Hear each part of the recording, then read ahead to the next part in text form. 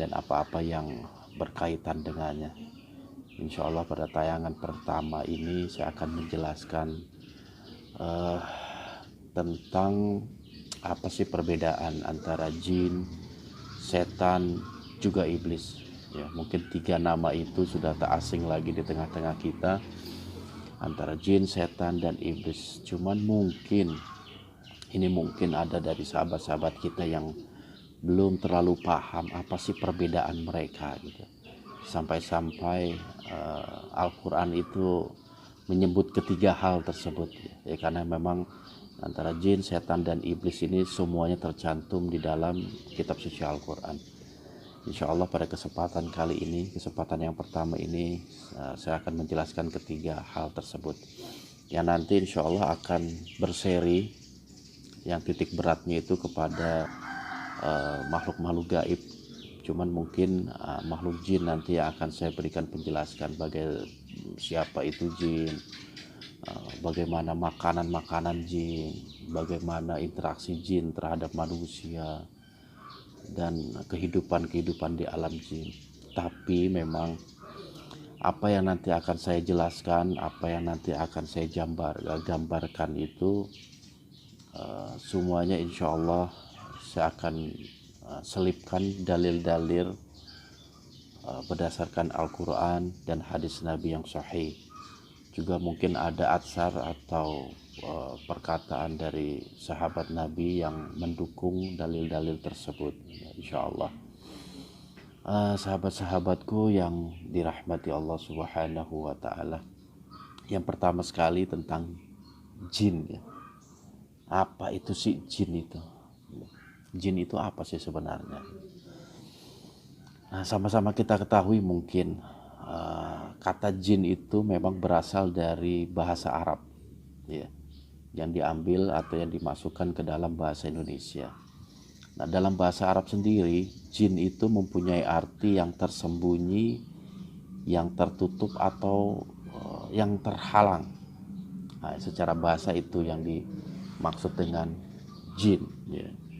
Kalau kita tulis dalam bahasa Arab itu jin terdiri dari 3 unsur kata, 3 unsur huruf maksud saya, yaitu huruf jim, nun, dan nun, jin.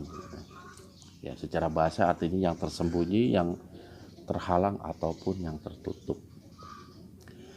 Nah, dalam bahasa Indonesia sendiri itu banyak sekali kosakata yang memang berasal dari lafaz jin tersebut yang kita ya, mungkin sudah tak asing lagi gitu.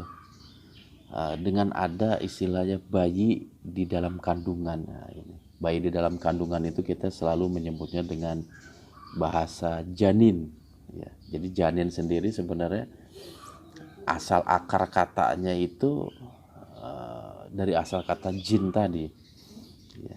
Jadi janin itu sebenarnya bayi yang dalam kandungan itu kenapa disebut janin, karena memang bayi di dalam kandungan itu terhalang dia atau tersembunyi dan tertutup gitu, makanya bayi dalam kandungan disebut janin. Atau orang Arab juga suka menyebut orang yang hilang akal, orang gila lah bahasa kita itu, dengan sebutan majnun. Ya, majnun itu orang gila lah bahasa kita itu. Nah, kenapa orang gila itu disebut majnun dalam bahasa Arab? Karena memang orang gila itu tertutup ya, akalnya tertutup, alam sadarnya itu, sehingga disebutnya sebagai majnun, orang gila gitu. Jadi akar katanya itu hampir sama dengan jin yang artinya tertutup. Iya. Ya, namun secara istilah yang dimaksud dengan jin itu adalah makhluk gaib yang Allah ciptakan dari api yang sangat panas. Ya, jadi jelas ya, kalau jin itu Allah ciptakan dari api yang sangat panas. Ini semua Allah gambarkan, Allah firmankan di dalam surah Ar-Rahman ayat 15 yang berbunyi a'udzubillahi minasyaitonirrajim wa khalaqal janna mimma rijim minnar, dan dialah yang telah menciptakan jin mimma rijim minnar, dari nyala api. Secara tegas Allah Subhanahu wa Ta'ala memberikan sebuah kabar kepada kita bahwa Allah menciptakan jin dari nyala api yang sangat panas. Itu satu masalah tentang jin. Lantas apa sih yang dimaksud dengan syaitan? Ya, syaitan itu bahasa Arab. Kalau bahasa kita ini orang Indonesia, orang-orang Melayu itu nyebutnya setan. Setan biasa. Kalau orang Arab nyebutnya syaitan. Jadi begini, syaitan itu yang dalam bahasa Arab berasal dari akar kata syaitana. Syaitana itu artinya menjauh atau yang amat jauh, itu syaitana. Ya, jadi syaitan itu makhluk yang jauh gitu. Jadi, kalau secara istilah itu bisa kita simpulkan sifat kedurhakaan yang membuat si pelaku itu jauh dari rahmat Allah atau menjauh dari rahmat Allah. Jadi sebenarnya hakikatnya syaitan itu adalah sifat kedurhakaan bagi makhluk jin ataupun manusia. Siapa saja yang dari dua makhluk ini memiliki sifat kedurhakaan, sifat pembangkangan terhadap hukum-hukum Allah, terhadap syariat Allah, atau terhadap perintah-perintah Allah, sudah masuk ke dalam kategori setan atau syaitan. Makanya dua makhluk ini antara manusia dan jin itu memiliki potensi yang sama, bisa menjadikan dirinya setan. Ya, sebagaimana banyak Allah gambarkan di dalam Al-Quran. Ada ayat yang terkenal itu, yang bunyinya begini, auzubillahi minasyaitonirrajim, wa kadzalika ja'alna likullin nabi aduwan syayatinal insi wal jin. Jadi jelas di dalam surah Al-An'am ayat 112 itu Allah berfirman, wa kadzalika ja'alna likullin nabiyyin aduwan syayatinal insi wal jin. Dan demikianlah kami telah jadikan bagi setiap para nabi itu adalah musuh syayatinal insi wal jin, syaitan-syaitan dari bangsa manusia dan juga jin. Jadi syayatin itu adalah bentuk jamak ya. Bentuk tunggalnya itu syaitan, kalau banyak disebutnya syayatin. Jadi syayatinal insi wal jin. Jadi memang begitulah, para nabi itu pasti memiliki musuh dari bangsa manusia dan juga bangsa jin. Apalagi kalau kita baca sejarah Rasulullah Shallallahu Alaihi Wasallam, itu jelas sekali bahwa musuh Rasul itu syayatin al-ins, setan dari jenis manusia. Ya, kalau kita baca sejarah itu ada nama Abu Lahab, ada nama Abu Jahal, dan juga orang-orang kafir Quraisy pada waktu itu yang betul-betul menjadikan Rasul itu sebagai musuh mereka. Mereka menghina, mengejek, merendahkan, bahkan ada upaya-upaya untuk membunuh Rasulullah Shallallahu Alaihi Wasallam. Jadi mereka disebut syayatin al-ins, setan-setan dari bangsa manusia. Juga syayatin al-jin, setan-setan dari bangsa jin. Ya, dalam sejarah itu iblis itu beberapa kali berubah wujud menjadi manusia untuk memberikan masukan-masukan kepada kafir Quraisy dalam mereka melancarkan dan menyakiti Rasulullah. Sejarah yang paling kuat itu ya ketika iblis menyarankan kepada sahabat masyarakat Mekah pada waktu itu untuk membunuh Rasulullah Shallallahu Alaihi Wasallam. Abi. Iya sayang. Aman bangku. Hah? Iya, duduk sini aja dekat Abi ya. Iya, dengerin di sini. Gak dingin. Iya, dingin. Gak Tapi dingin nanti Abi. nggak dingin. Iya. Jadi nanti insya Allah untuk masalah iblis ini nanti akan ada serial tersendiri. Karena memang itu penting untuk kita ketahui sejarah iblis dengan Adam alaihissalatu wassalam, sepak terjangnya, bahkan kemunculan iblis di zaman Rasulullah Shallallahu Alaihi Wasallam. Juga ada juga Allah cantumkan di surah An-Nas gitu kan. Yuwaswisu fi sudurin nas, yang senantiasa membisik-bisikkan di dada manusia. Siapa yang suka membisikkan di dada manusia? Minal jinnati wan nas, dari kelompok jin dan manusia. Ya. Jadi setan yang suka membisik-bisikkan di dada manusia, di dada kita itu dari golongan jin dan golongan setan. Saudara-saudaraku yang dirahmati Allah Subhanahu wa taala, itulah penjelasan singkat tentang setan. Dan yang terakhir adalah iblis, ya. Iblis ya.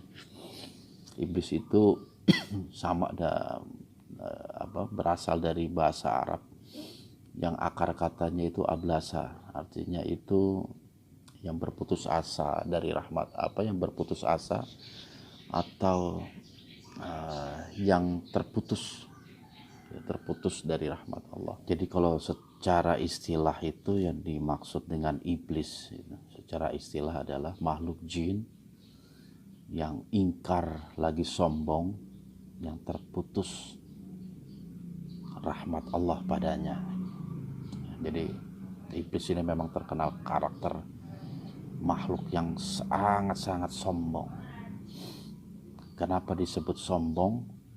Karena memang ceritanya itu iblis enggan untuk menjalankan atau melaksanakan perintah Allah untuk sujud di hadapan Adam alaihi salatu wassalam. Ya. Ketika Allah tanya, kenapa engkau tak mau sujud kepada Adam? Qala, di dalam Al-Quran itu dalam surah Shad ayat 76 itu, qala ana khairum min, kata iblis itu. Iblis berkata, ana khairum minhu, aku ini lebih baik darinya. Masya Allah ya. Itu salah satu alasan iblis kenapa nggak mau sujud kepada Adam. Ana khairum min. Atas kata iblis, khalaqtani min nar wa khalaqtahu min tin. Ya Allah, engkau telah menciptakan aku dari api, sedangkan engkau ciptakan Adam mintin, dari tanah liat. Jadi menurut persepsi iblis, api itu lebih tinggi derajatnya dari tanah. Hikmahnya adalah ketika perintah Allah kita pakai rasional, ya seperti itu. Ya, hampir sama kayak iblis, ketika Allah perintahkan sesuatu kepada kita, lantas kita coba akal ini berbicara, merasionalkan, gitu. Yang muncul kebingungan, bahkan bisa seperti iblis adalah kesombongan. Ya, itu kan hanya anggapan iblis saja.